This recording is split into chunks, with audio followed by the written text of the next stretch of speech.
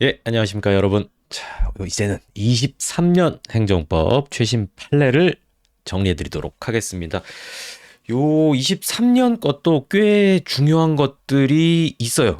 그리고 뭐 23년에 특유한 건 아니고 기존부터 얘기는 하기는 했지만 그래도 23년에 다시 언급한 거는 또 한번 보고 가자라는 차원에서 넣어놨고요. 그리고 출제 좀 가능성이 떨어지는 거 그런 거는 제가 다 배제를 했습니다. 그리고 여러분 머리 쏙쏙 들어갈 수 있도록 문제도 만들어 놨으니까 기존 형식하고 같습니다. 그래서 요 강의 수강하시는 분들은 요 자료 이제 받을 수 있도록 제가 조치를 또 하도록 하겠습니다. 자, 그럼 23년 바로 시작해 봅시다. 1번 여기 기본적으로 이제 문제 중심으로 이렇게 보면서 필요한 거는 위에 올라가서 읽고 그렇게 하겠습니다. 그리고 여러분들은 저는 이제 문제 중심으로 이렇게 풀어드리고 여러분들 복습할 때 이 밑줄 중심으로 해서 한번 읽어보시고 그리고 나머지 거는 그냥 가볍게 한번 그냥 훑어보는 정도. 정시간이 없으시면은 밑줄만 보셔도 될 정도로 만들어놨습니다. 자, 봅시다. 행정처분은 근거법령이 개정된 경우에도 경과 규정에서 달리 정함이 없는 한 처분 당시 시행되는 개정법령과 그 정한 기준에 따르는 것이 원칙이다. 동그라미죠. 그러니까 신청시가 아니다.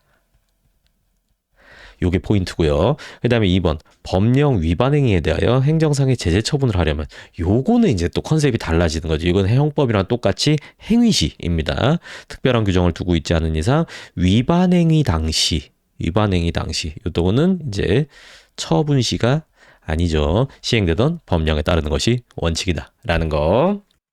자, 두 번째 판례 가봅시다. 요거는 한번 요 밑줄만 한번 읽어보면서 설명드릴게요.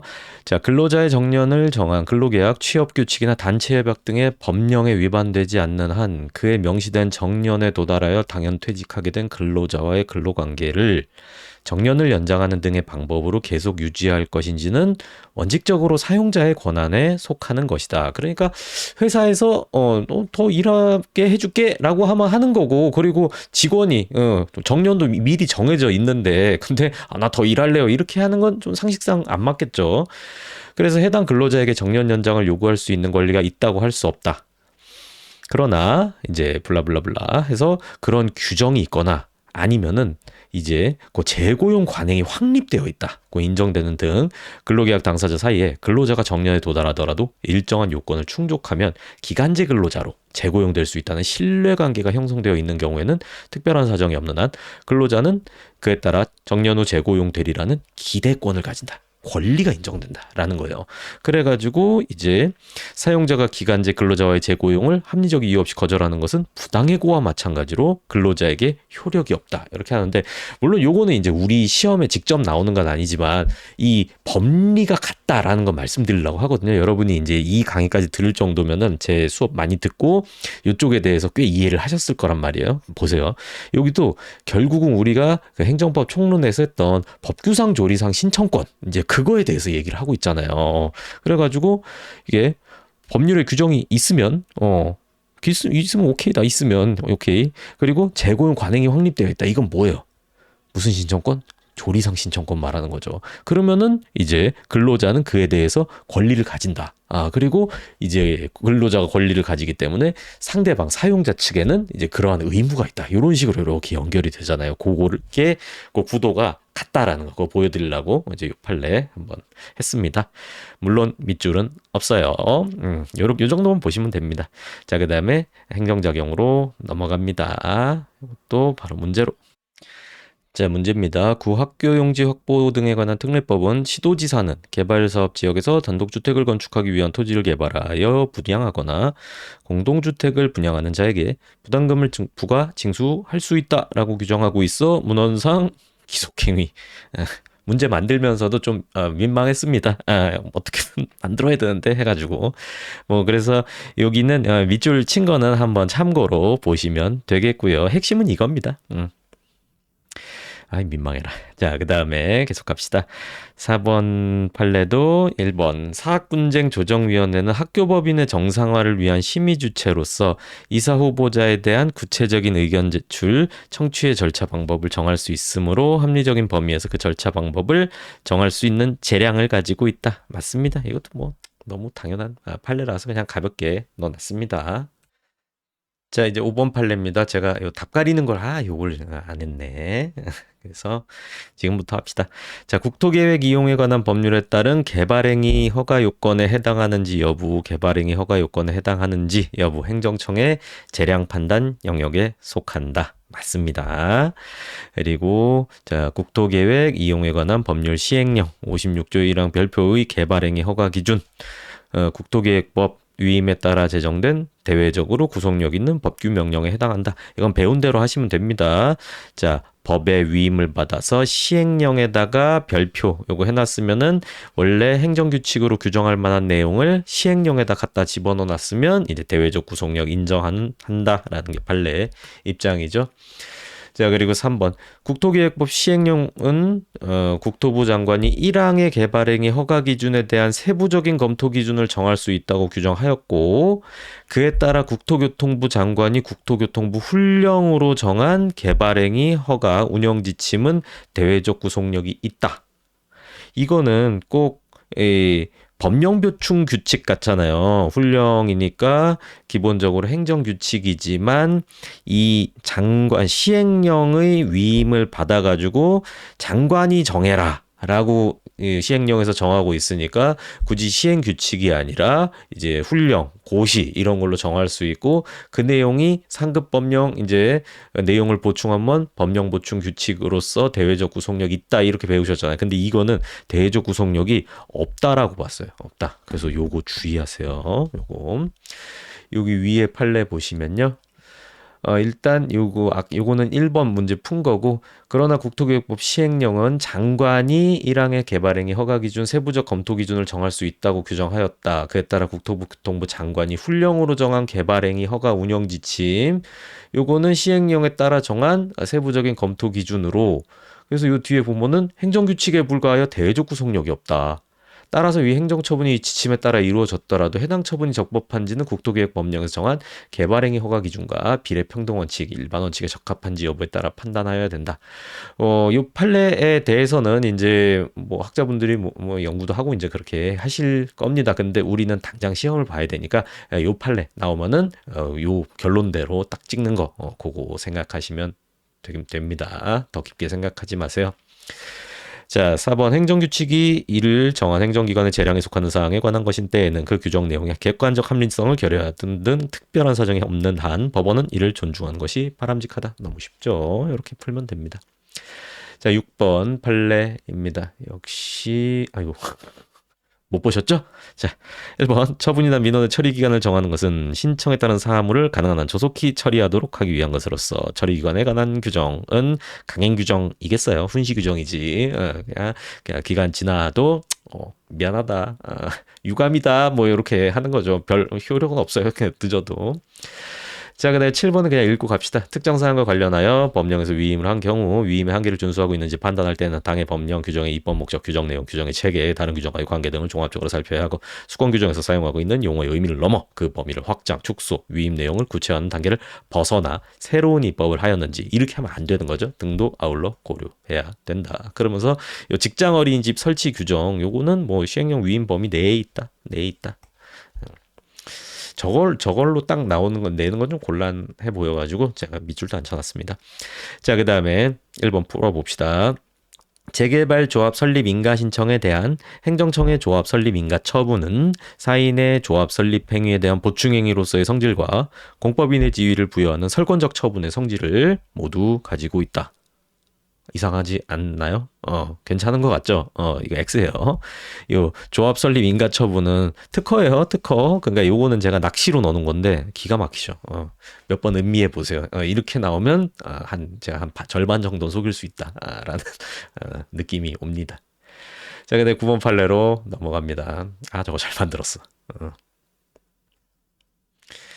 자, 1번 봅시다. 관련 인허가 의제 제도가 규정되어 있다면 사업 시행자는 관련 인허가 의제 처리를 신청할 의무가 있다. 인허가 의제 만들어 놨으니까 너 신청해야지 라는 거 꽤 말되죠. 근데 아니에요. 이거는 사업자 그러니까 신청하는 자가 할 수도 있고 그냥 자기 귀찮은 거 감수하고 각각 인허가 받을 수도 있는 겁니다.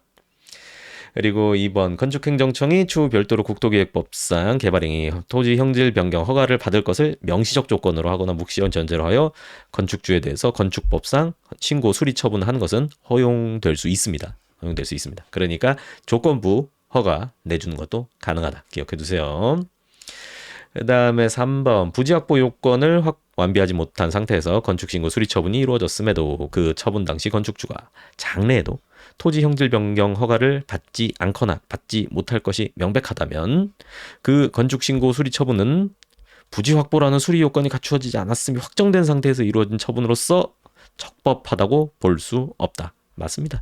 그러니까 조건부 건축허가를 내주는데 그 조건이 달성될 가능성이 없다. 그러면 조건부 건축허가 자체를 내주면 안 되잖아요. 너무 상식적인 얘기죠. 그게 이렇게 어려운 말로 쓰여져 있는 겁니다. 10번 갑니다. 자, 1번 행정계획이란 행정에 관한 전문적 기술적 판단을 기초로 하여 도시의 건설, 정비, 계량 등과 같은 특정한 행정 목표를 달성하기 위하여 서로 관련되는 행정수단을 종합 조정함으로써 장래의 일정한 시점에 일정한 질서를 실현하기 위한 활동 기준으로 설정된 것이다. 맞죠? 요것도 행정계획에 대해서 이렇게 새로 정의한 거라서 꽤 잘 보셔야 되겠습니다. 아까 제가 요거 여기도 그래. 요것도 꽤 위에 것도 꽤 중요해 보이거든요. 그러니까 문제한 거는 제가 진짜 중요한 건 별표 치겠지만 그 아니더라도 문제 잡아놓은 거는 꼭 풀고 가셔야 됩니다. 뿅뿅뿅뿅뿅뿅 해가지고 자 2번 가봅시다.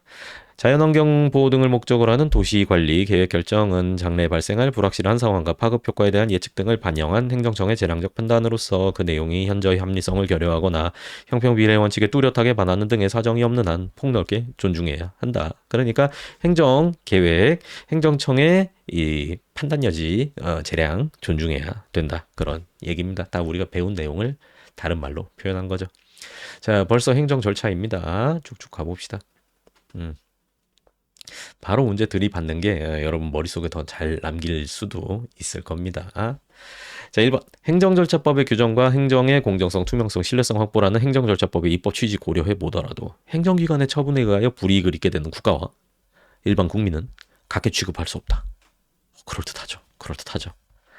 X예요. 이것도 문제 잘 만들었어. 그래서 여기서는 이제 그 군 부대 내에 있는 TV에다가 수신료 부과하는 거 그거 문제가 됐었거든요. 근데 그 어쨌든 불이익 입는 건 똑같잖아요. 국민도 돈 내야 되고 군대에서 돈 내야 되고 그래서 이때는 일반 국민과 국가가 같게 취급할 수 있다라고 봤어요.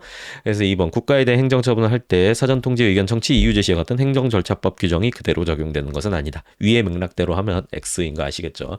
해줘야 됩니다. 그래서 이제 여기 마지막 결론까지 군 영내에 있는 수상기 TV 사용 목적과 관계없이 등록 의무가 면제되는 수상기로서 근거법상 이제 요거 그 규정돼 있거든요. 그래서 수신료를 부과할 수 없다. 그러니까 참 KBS가 어디까지 돈을 달달 긁어 모으려고 그래. 자, 이제 12번입니다.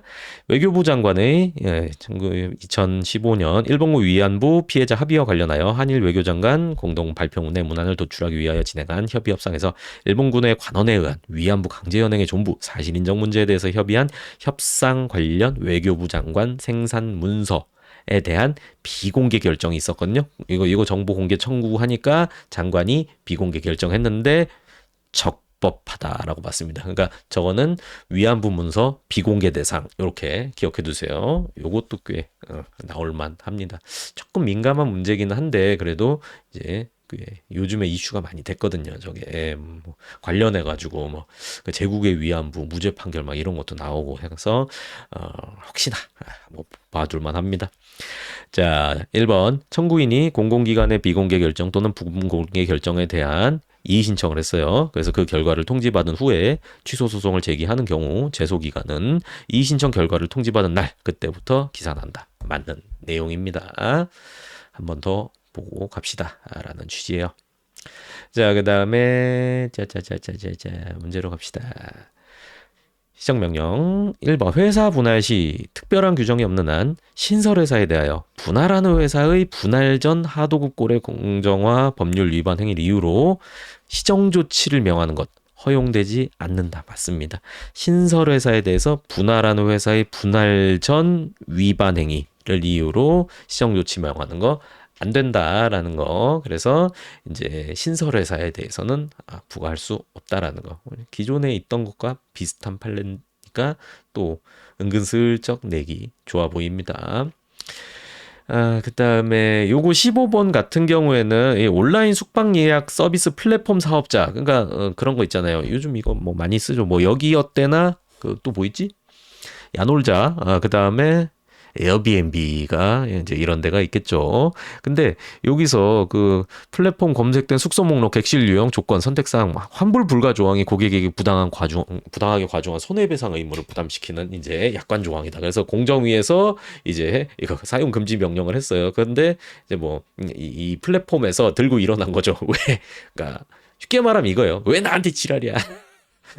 난 그냥 중간 다리 넣어주는 사람일 뿐이야. 그래서 그랬는데 법원에서도 그거 인정했습니다. 그러니까 지금 숙박 계약은 우리 같은 이제 숙박업소를 찾는 사람하고 뭐 저기 뭐냐 펜션 사장님 아니면 뭐 모텔 호텔 사장님 거기랑 계약을 하는 거잖아요. 그렇기 때문에 요 플랫폼 업체는 이제 요거 요 물공장 약관 조항의 사용 금지 의무를 부담하는 사업자는 아니다라고 본 겁니다. 재밌죠? 자, 그런 다음에 이제 과징금 이거 소리 잘못 눌렀어요. 갑자기 뭐가 뻥 나가지고 자, 요것도 꽤 낼만해요. 정보통신망법에서 정한 자에 대하여 과징금을 부과함으로써 박탈하고자 하는 이득은 문제된 위반 행위로 인해 증가한 매출액에 따른 이득이 아니라 정보통신 서비스 제공자가 적절한 보호 조치를 취하지 않은 개인정보를 자신의 영업을 위해 보유함으로써 얻은 이득이라고 보아야 된다. 맞는 내용이거든요. 여기서 뭐라고 했냐면 꽤 합리적으로 판단한 걸로 보입니다. 그러니까 여기 보세요. 이용자의 개인정보가 유출된 경우 정보통신 서비스 제공자가 개인정보 보호 조치를 취하지 않음으로 인해 매출액이 증대되는 경우를 상정하기 어렵다. 그러니까 이놈이 이제 개인정보를 제대로 관리하지 않음으로써 추가적인 이득을 얻는 게 아니잖아요. 쓸 돈을 안 쓰는 거지. 써야 될 돈을 안 써가지고 이 사단을 만들어낸 거라고 볼 수 있는 거지. 그걸 안 함으로 인해서 뭔가 플러스 알파 이득이 온다 이제 이런 구도는 아니잖아요. 그걸 딱 짚은 거죠. 이게 그 외국 거 컨닝해가지고 이렇게 뭐 좋죠 뭐.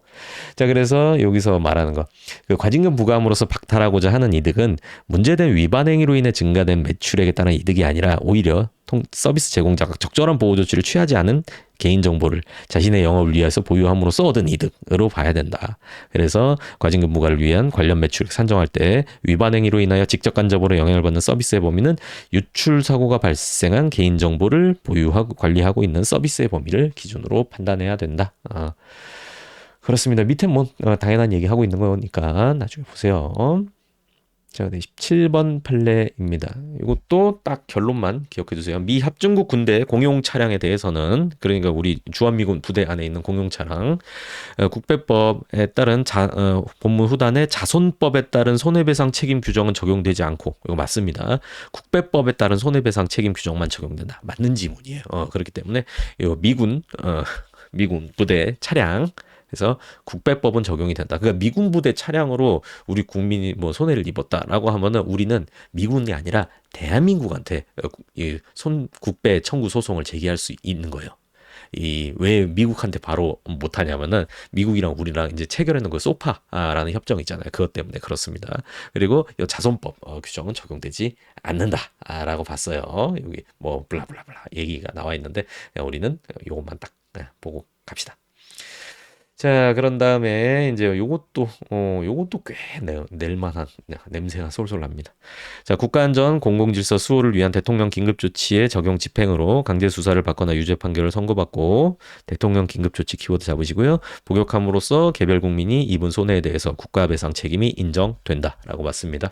그리고 2번이 꽤 유력한데 국배 청구권에 관한 3년의 단기 시효 기간 3년 민법 그러니까 3년 5년이죠. 근데 민법 766조에서 정한 손해 및 가해자를 안 날에 더하여 민법에 권리를 행사할 수 있는 때 요 둘 다 도래하여야 시효가 진행된다. 맞는 내용입니다. 그러니까 손해 및 가해자를 안 날이라고 해서 부족하다라는 겁니다.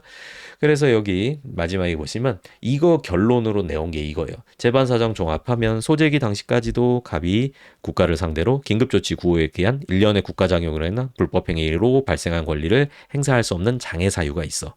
그러니까 여기 보면은 막 국가에서 뭐 막 못하게 했거든요. 그런 사정이 있어요. 여기 복습할 때 한번 읽어보세요.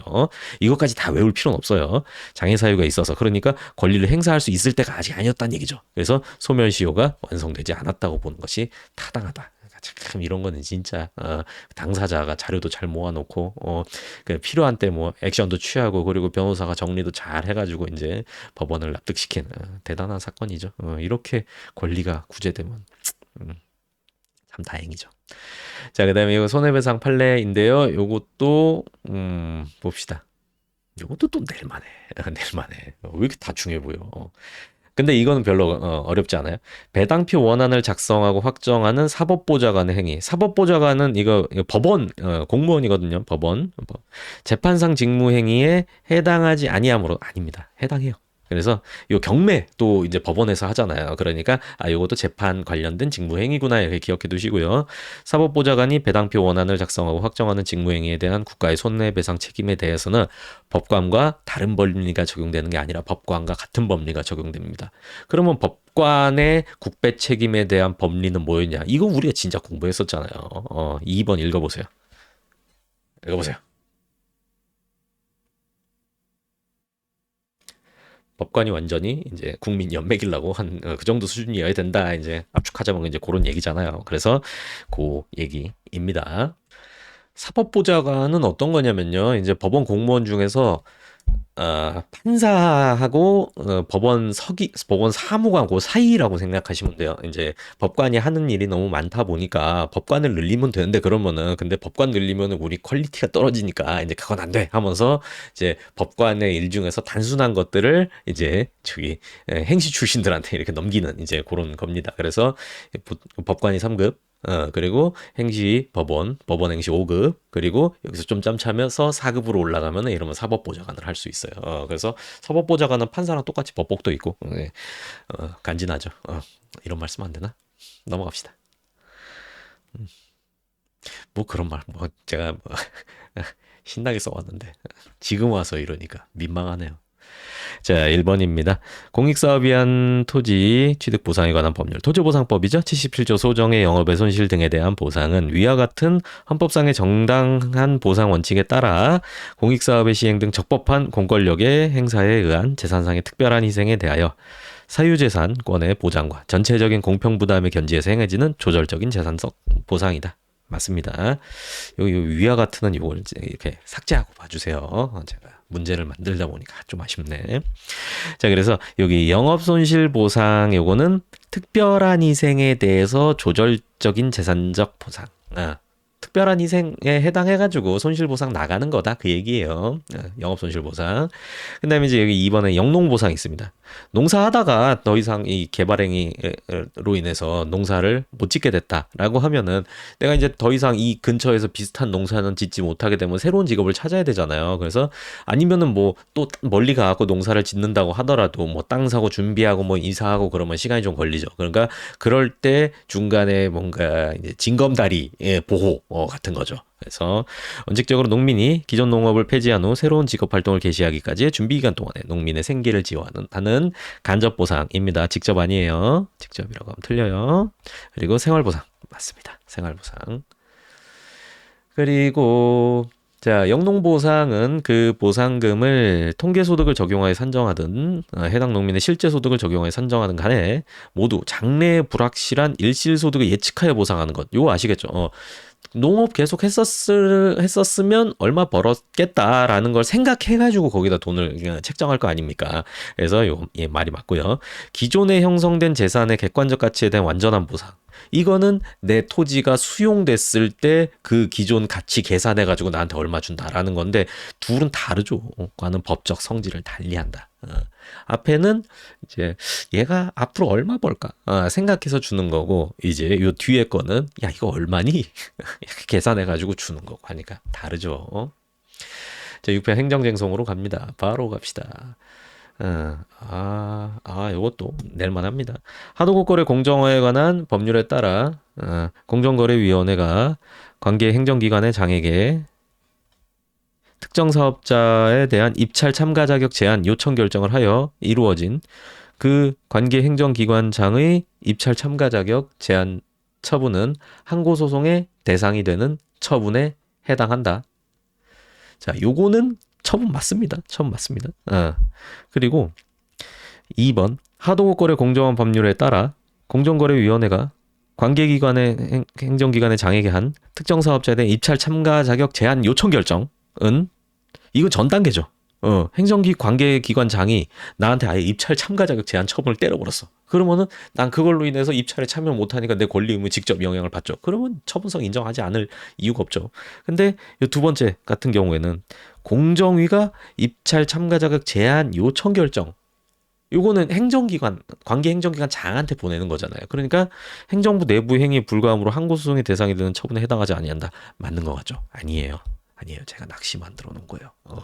요거 보시면은 여기서 사업자로서는 그 최종적인 입찰 참가 자격 제한 처분이 아니라 그 사전에 입찰 참가 자격 제한 요청 결정만 있어도 장차 후속 처분으로 입찰 참가 자격이 제한될 수 있는 법률상 불이익이 존재하고 그리고 이때 입찰 참가 자격 제한 요청 결정이 있음을 알고 있는 사업자로 하여금 자격 제한 처분에 대해서만 다툴 수 있도록 하는 것보다는 그에 앞서 요청 결정의 적법성을 다툴 수 있도록 함으로써 분쟁을 조기에 근본적으로 해결하도록 하는 것이 법치행정 원리에도 부합한다. 그래서 항고소송 대상이 되는 처분으로 봤습니다. 그러니까 1번 중요하고 2번은 별표 수준입니다.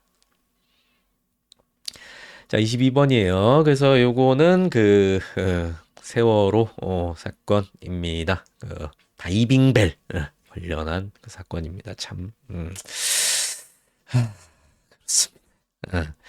여기서는 요것만 기억하세요. 바로 문제로 내려가서 보겠습니다. 1번 방송통신위원회가 특정 방송국 JTBC거든요. 에 대해 내린 고지방송 명령은 항고소송의 대상이 되는 행정처분에 해당하지 않는다라고 봤어요. 않는다. 뭐라고 봤냐면 밑에 권고적 효력만을 가진 비권력적 사실행위일 뿐이다. 이렇게 봤습니다. 그래서 이것도 중요한 겁니다. 위에 내용은 읽어보세요. 너무 제가 언급하기는 좀 그렇습니다. 자, 그 다음에 이제 밑에 대상적격 문제. 못 봤죠? 이죠. 자, 여객자동차 운송사업자 갑주식 회사가 시내버스 노선을 운행하면서 환승요금 할인, 청소년 요금 할인 시행한 데에 따른 손실 보전해 달라며 경기도지사 광명시장에게 보조금 지급 신청하였으나 경기도지사가 갑회사 광명시장에게 갑회사 보조금 지급 신청 받아들일 수 없음은 기존의 회신만 봐왔고 광명시에서는 적의 조치하여 주기 바란다. 똑바로 네가 알아서 좀 해주기 바란다. 라고 통보를 했습니다. 이 통보는 항고소송의 대상이 되는 처분에 해당하지 않는다라고 봤습니다. 이것도 나름 중요해 보입니다. 자, 그래서 여기서는 요 중간에 보세요. 이 신청에 대한 응답은 광명시장이 해야 될 권한이자 의무고요. 경기도지사는 그 보조금 신청에 대한 처분 권한자가 아니다. 그러니까 이제 광명시장의 사무에 대한 지도 감독권자로서 의견 표명 그리고 갑회사에 통지할 것을 촉구 요 정도 하는 거지. 그러니까 법적 효력 없는 사실행위다. 야, 좀 빨리 얘기해 줘. 안 된다고 했는데 쟤 또 그러잖아. 이제 이렇게 한 거니까 이거는 처분성 없다라는 겁니다. 그래서 경기도지사의 위통보는 요거는 항고소송 대상이 되는 처분으로 볼 수 없다라고 한 겁니다. 자, 그런 다음에 이제 협의의 소익 문제입니다. 처분이 취소되면 그 처분은 효력을 상실하여 더 이상 존재하지 않으며 존재하지 않는 처분을 대상으로 한 취소 소송은 소이익이 없어서 부적법하다. 문제 없죠? 부담 없죠? 이런 건. 그리고 25번입니다. 와, 이건 엄청 중요합니다. 이것도. 그래서 제가 문제에다 다 뽑아놨거든요. 아이고. 자, 문제 요거 세 가지 봅시다. 요거 정말 잘 외워놓으세요. 요것도 중요. 요것도 중요. 요것도 중요합니다. 요거 보고 가신 분들은 진짜 진짜 좋습니다. 자, 1번 행정소송에서 증명책임은 원칙적으로 민사소송의 일반 원칙에 따라 당사자 간에 분배되고 항고소송은 그 특성에 따라 해당 처분의 적법성을 주장하는 피고에게 적법사유에 대한 증명책임이 있다. 맞습니다. 이 앞부분도 많이 보셨을 거고요. 뒤에 항고소송은 그 특성에 따라서 처분의 적법성을 주장하는 거. 그러면은 이제 피고겠죠? 피고가 적법사유 증명 책임이 있다. 그렇다고 원고가 이제 그 뭐 위법성에 대해서 뭐 이렇게 아무것도 안 하고 가만히 있어도 된다. 이제 그런 의미는 아니다라는 거 제가 계속 강조드리죠. 근데 2번입니다. 처분의 당연무효를 주장하는 당연무효 주장하여 무효 확인 구하는 행정소송. 그러니까 위에는 이제 취소소송인데 밑에는 이때는 또 원고에게 행정처분의 무효인 사유를 증명할 책임이 있고 이는 무효 확인을 구하는 뜻에서 행정처분의 취소를 구하는 소송에 있어서도 마찬가지다. 이것도 딱 그냥 그대로 외워두세요. 그대로. 항고소송에서는 적법성 주장하는 피고에게 증명 책임이 있다. 그리고 무효 확인 소송에서는 이 무효 확인을 구하는 원고에게 입증 책임이 있다. 주장 증명 책임이 있다. 그렇게 딱 그냥 외워두세요. 이거. 자, 그 다음에 3번 과세처분의 위법을 다투는 조세행정소송의 형식이 취소소송인지 아니면 무효확인소송인지에 따라서 증명책임이 달리 분배되는 것이라기보다는 위법사유로 취소사유와 무효사유 중 무엇을 주장하는지 또는 무효사유 주장에 취소사유를 주장하는 취지가 포함되어 있는지 여부에 따라 증명책임이 분배된다. 맞습니다. 그러니까 요거는 취소 소송 생각하시면 되고 요거는 무효 확인 소송 생각하시면 되고요. 그리고 요거는 무효 확인을 구하는 뜻에서 행정처분의 취소를 구하는 소송인데 이거를 무랑 같이 봤다. 라는 거. 그러니까 요거 정말 정말 내기 좋다. 주의하세요. 꼭 보고 가세요. 저건 두어 번 더 보고 가세요. 자, 그다음에 요거는 여러분이 좀 제가 문제는 좀 많이 해놨는데 아이고 화면이 넘어가서 안 되겠네요. 자, 1번부터 대학교원 기간 임용제에 의하여 임용되어 임용기간이 만료된 사립대학 교원으로서는 교원으로 능력과 자질에 대하여 합리적인 기준에 의한 공정한 심사를 받아 위 기준에 부합되면 특별한 사정이 없는 한 재임용되리라는 기대를 가지고 재임용 여부에 관해 합리적인 기준에 따른 공정한 심사를 요구할 권리를 가진다. 이거 기억나시죠? 맞습니다. 그다음에 2번 대법원은 기간제로 임용된 대구 경북 과학기술원 교원에 대하여 사립학교법 관련 규정을 유추 적용하여 사립대학 교원과 동일하게 재임용 여부에 관하여 합리적인 기준에 의한 공정한 심사를 요구할 수 있는 권리를 인정할 수는 없다고 봤다. 틀렸습니다. 사립학교법 관련 규정 유추 적용해서 권리 인정할 수 있다라고 봤어요. 요 대구 경북 과학기술원 교원 여기도. 그 다음에 요 3번 대구 경북 과학기술원 교원은 교육공무원이 아니므로 맞습니다. 교육공무원 아니에요. 그래서 소속 교원의 관계는 원칙적으로 공법상 계약에 의해 규율되는 관계이다. 틀렸고 사법상 계약입니다. 사법상 계약. 요것도 꽤 한번 봐두세요. 요것도 좀 볼만하고요. 1번은 원래 원래 공부했었던 이제 그거니까.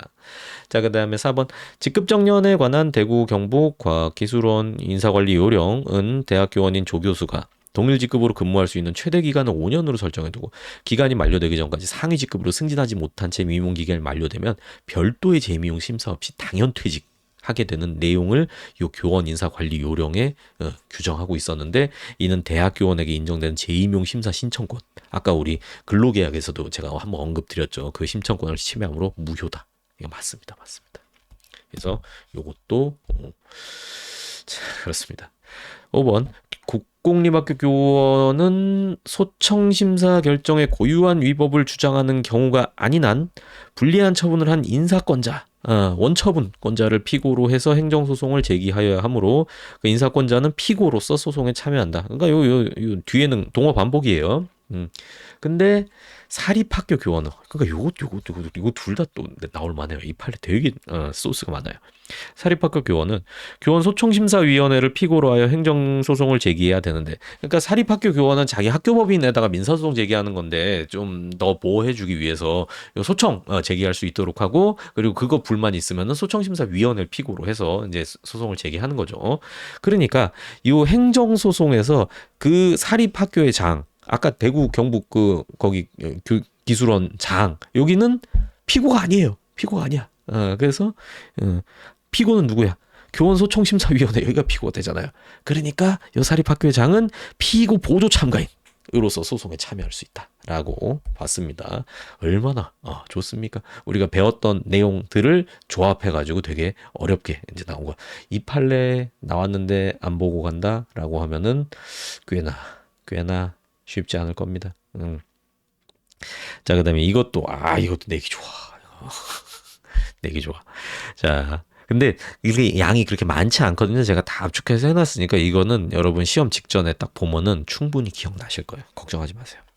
자, 1번 당사자 소송 소변경에 관하여 행정소송법은 당사자 소송 항고 소송으로 변경하는 경우, 처분 변경으로 인하여 소를 변경하는 경우에 관하여만 규정하고 있을 뿐, 당사자 소송을 민사 소송으로 변경할 수 있는지에 대해서 명문의 규정을 두고 있지 않다. 맞습니다. 규정 없어요.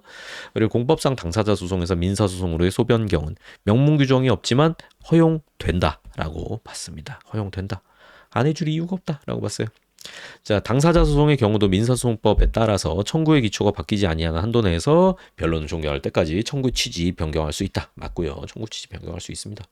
소송 그냥 유지하면서 내가 판단해 주세요. 이것 좀 판단해 주세요라는 거를 바꾼다라는 거예요. 근데 청구의 기초가 이제 기초 틀은 유지하는 상태에서 그 취지만 바꾼다라는 거. 그다음에 이제 너무 거기서 더 세부적인 건 들어가지 마세요. 그리고 4번 당사자 소송은 청구의 기초가 바뀌지 아니한 한도 안에서 민사소송으로 소변경이 가능하다. 이게 맞는 내용입니다. 마지막이요. 4번. 그래서 요게 제일 핵심이에요. 요게. 위에 것도 격가지로 보시고요. 그다음에 요거는 이제 그 징병 관련된 건데 군대 갔다 오신 분들은 그냥 가볍게 한번 읽어보세요. 이 친구는 3급 받았다가 로스쿨 갔다가 법무사관 후보생 됐다가 후보생 포기 신청 제출하고 그래서 저 재병역 판정 검사 해주세요. 몸이 그동안 많이 안 좋아졌거든요. 저 이제 공익 자신 있다고 하니까 이제 너 대상 아니야 라고 하면서 현역 입영 통지하고 이제 그랬던 사안인데, 이제 그 친구가 이겼습니다. 그 친구가 이겼어요. 야, 쟤 신검 한 번 더 받게 해줘라 라는 게 결론입니다.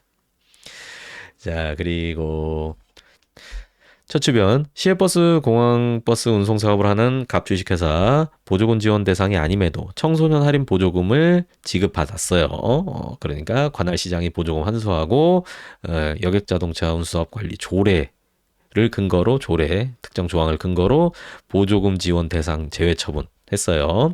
그리고 그 처분에 대해서 취소 소송이 제기가 됐고요. 지방재정법 요 내용을 처분 사유로 추가했는데 허용되지 않는다. 그러니까 요 둘 사이에 기사동의 기본적 사실관계 동일성이 없다라고 봤습니다. 요것도 그냥 뭐 직전에 한번 봐두고 가는 그 정도. 그러니까 요 공항버스 기사동 없다. 그렇게 최대한 단순하게 해야 돼요. 자, 아이고. 갑이 나 왜 이래? 업무정지 처분 취소 소송을 제기하였다가 패소한 뒤 항소하였는데 업무정지 처분 이게 있었고 여기 취소 소송 제기했고 항소했고요. 근데 보건복지부 장관이 항소심 계속 중 업무정지 처분을 과징금 부과 처분으로 직권 변경했어요. 그러니까 갑이 과징금 부과 처분 취소 소송을 제기한 후 업무정지 처분의 취소를 구한 소를 취하했어요. 소취하. 근데 여기서 패소. 그러니까 여기 종국 판결이 나온 거잖아요. 이제 1심 판결이. 예, 1심 판결. 1심 판결이 1심 종국 판결. 나오고 나서 그 다음에 소취하를 한 사안이에요. 그래서 소취한 경우 민소법에 본안에 대한 종국 판결이 있은 뒤에 소를 취한 사람은 같은 소를 제기하지 못한다. 재소금지 원칙이라고 하거든요. 이거에 반하지 않는다라고 봤습니다. 여기서 이제 판례가 그렇게 봤어요. 민소법 요 재소금지 요거 해서 요거는 그 임의의 소취하로 그때까지 국가의 노력을 헛수고로 돌아가게 하는 사람들에 대해서 제재의 취지에서 그러니까 소제기해서 판결까지 내려주고 나니까 이 새끼 소취하고 넌 다시 오지 마 이 건으로는 이렇게 한 겁니다. 그래서 이제 그 기판력 뭐 범위와 좀 비슷한 내용이 나와 있어요. 후소가 전소의 소송물 전제로 하거나 성결적 법률 관계에 해당하는 것일 때 소송물은 다르지만 여기 제도 취지의 목적에 비추어 전소와 같은 소로 보아 판결을 구할 수 없다. 여기서 같은 소는 반드시 기판력의 범위나 중복제소 금지의 경우와 같이 풀이할 것은 아니므로 제소 이익이 같은 경우에는 같은 소라고 할 수 없다. 요건 근데 너무 민소 쟁점이라서.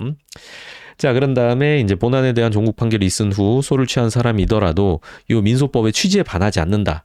그러면은 다시 소를 제기할 수 있다라고 하면서 여기서는 이 사람이 처분에 대해서 1심 판결 종국 판결 선고받고 항소심 갔다가 소 취하했다가 그거에 대해서 다시 소 제기하면은 야 너 취하했잖아 이렇게 얘기할 수 있는데 여기서는 이제 장관이 처분을 바꿨잖아요.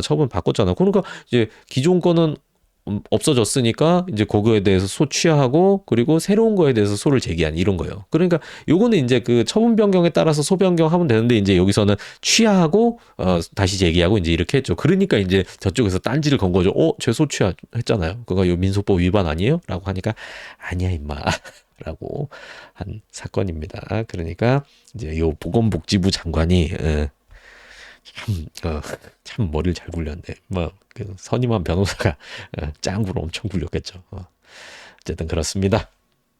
자, 이렇게 해가지고 여기 총론 부분까지는 전부 다 검토를 해봤고요. 그리고 이어서 행정법 강론 있는데 판례 2개 있거든요. 그래서 강론 준비하시는 분들은 당연히 봐두셔야 되고요. 그리고 강론 안 보시는 분도 저 뒤에 그 토지보상법 관련된 거는 그냥 한번 가볍게 보고 가시면 좋겠습니다. 몇 개 없어서 그냥 쭉 보세요. 자, 이제 진짜 마지막입니다. 행정법 강론 31번 판례에서 보면은 경상남도 업무협약 체결 관리에 관한 조례안 중 도의회가 지자법에 따라 자료를 요구할 경우 도지사는 업무협약에 비밀 조항을 둔 경우라도 이를 거부할 수 없도록 규정한 6조 1항은 그러니까 조례안 지방의회 의원들이 도지사한테 자료 내놔. 이거 비밀인데요. 그래도 내놔라는 조례안을 만드니까 이 도지사가 제의 요구를 했어요. 그리고 지방의회에서 똑같이 대의결을 했습니다. 전과 같은 의결을 했어요. 그러니까 이거 소송 제기한 겁니다. 그런데 법원에서 이제 잘라줬죠. 야 이거 위법해 조례안. 그래서 조례안에 대한 제의결은 효력 없다라고 본 겁니다. 그러니까 도지사 도의회가 자료 요구하면은 업무 협약에 비밀 조항을 둔 경우라도 이를 거부할 수 없도록. 그러니까 이거는 이게 이런 거를 기억할 때는 최대한 우리 상식에 맞춰갖고 쑤셔 넣는 게 제일 부담이 없거든요. 그러니까 이 업무 협약하면서 비밀 조항 이제 둔 거 그건 뭐 도지사가 필요하다면 할 수도 있는 거죠. 그런데 이제 지방의회가 야 내놔 갖고 와 하면은 그 상대방과의 약속도 다 깨고 여기다가 다 까발리고 그러면 여기서 또 다 알고 다 떠벌리고 그럴 거 아닙니까? 그러니까 이거는 좀 과도하지 않나라는 느낌을 이렇게 갖고 있으면은 그러면 충분히 문제 나올 때 풀 수 있어요. 자, 그렇게 되는 겁니다. 우리 뭐 어떻게 다 외웁니까? 여러분 안 그래도 외울 것도 많은데. 그래서 최대한 꼼수로 머릿속에 집어넣는 거. 자, 1번 공익사업을 위한 토지 취득 보상 법률 시행규칙의 세입자 주거용 건축물을 무상으로 사용하는 거주자도 포함한다고 봤습니다. 무상. 거주자도 세입자에 해당해서 이제 뭐 주거 이전비 같은 거 그런 거 권리자가 된다라고 봤습니다. 그리고 2번 주거 이전비 지급 요건을 충족하는 지는 그 지급을 구하는 세입자 측의 주장 증명 책임이 있으나 이거는 뭐 일반 이론이에요. 세입자가 돈 달라고 했으니까 자기 권리가 있는 거는 자기가 주장 입증해야죠. 근데 세입자에 대한 주거인 이전비의 보상 방법, 금액 등의 보상 내용은 원칙적으로 사업 시행 계획 인가 고시일에 확정이 된다. 그래서 세입자가 사업 시행 계획 인가 고시일까지 해당 주거용 건축물에 계속 거주하고 있었다면 특별한 사정이 없는 한 정비 사업의 시행으로 인하여 이주하게 되는 경우에 해당한다. 맞습니다. 그렇게 봤습니다. 그러니까 계속 살고 있었다라고 하면 뭐 특별한 사정이 없으면 너는 이 사업 때문에 이사하는 사람이니까 보상 대상자의 특별한 사정이 없는 한 해당이 되겠구나라고 그렇게 추정을 해주겠다는 얘기입니다. 끝. 자, 고생 많으셨습니다. 이제 최신 판례도 다 검토를 했고요. 여러분 합격을 위한 준비가 이제 거의 마음 무르익어 가고 있습니다. 마지막으로 모의고사 꾸준히 잘 푸시고 그다음에 파이널을 꼭 보고 가셔야 돼요. 파이널에서 제가 마지막에 검토해야 될 내용들 그런 거 다 정리해 놨고 여러분 암기할 수 있도록 이제 그렇게 했으니까 꼭 활용하고 꼭 보고 가셔서 좋은 결과 얻으시기 바랍니다. 제가 계속 응원하겠습니다. 그리고 여러분 시험 보고 나면 제가 해설 강의도 그날 저녁 정도에 이제 올려드리도록 하겠습니다. 제가 조금 이전보다는 업로드 시간이 조금 늦을 것 같기는 한데요. 왜냐면 그때 또 수업이 잡혔거든요. 그래갖고 그거는 빠질 수가 없어가지고 그렇습니다. 어쨌든 잘해봅시다. 응원합니다. 그리고 질문 있으면 카페 바로 활용하셔서 바로 남기시고요. 그리고 제가 떨리죠? 마무리 잘하세요. 화이팅! 응원합니다.